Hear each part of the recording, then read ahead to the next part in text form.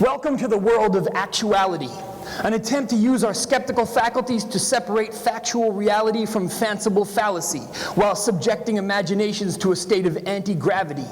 Astronaut Katie Coleman's in the house, so the rockets are rising.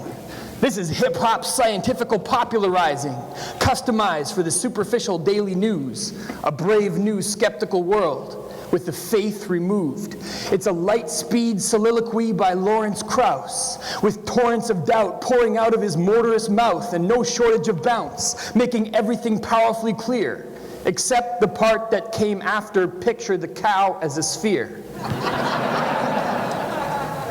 The three-body problem is suitably valid when Lawrence is surrounded by Julia Galef and Massimo Pigliucci for balance. That session was better than whatever Miley Cyrus quoted. She can put that string theory critique in her pipe and smoke it. Lawrence came in like a wrecking ball. That's an earworm. A brain virus. And when Cyrus dropped it, the CDC called Paul Offit to get a vaccine to try and stop it. But Paul showed defiance, like, guys, I work on rotavirus, not that bozo Cyrus, and he gave them nothing but a code of silence. And now we have a genuine epidemic to deal with, as Miley Cyrus infects religious Philadelphia children, and religious parents find Miley's femininity quite a scandal.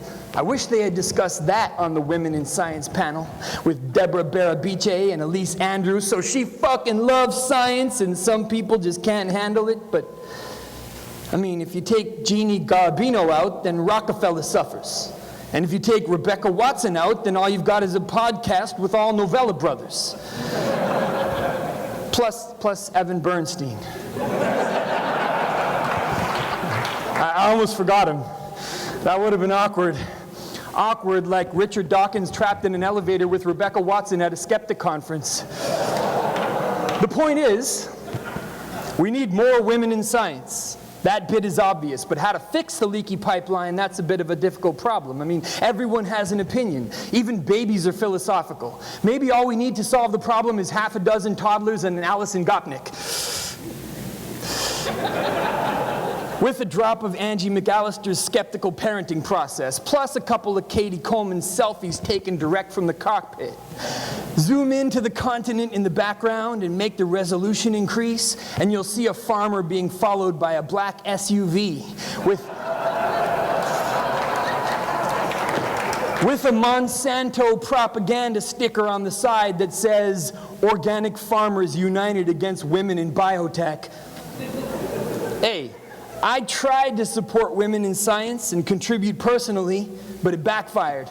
Thanks to me, a woman scientist had to take maternity leave. She wishes she could be here, and she's watching from the back on FaceTime. So everybody, from the front, actually. Everybody wave to Heather on FaceTime right there in the front row. Hi, Heather. Wish you were here. Back to the rap. See, I thought my decision was free, but Heather didn't agree. That feeling of agency is an illusion, and she could prove it definitively.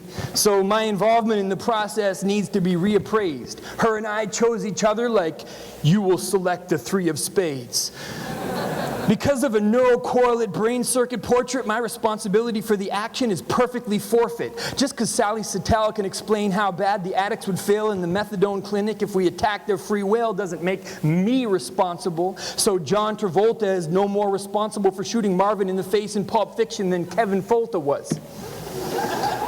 And Greenpeace isn't responsible for vitamin A deficiency deaths, and Marty Meth isn't responsible for being skeptical of the benefits. It's just a trick of perception. The cards are being switched like we're all the victims and our brains are Jamie Ian Smith.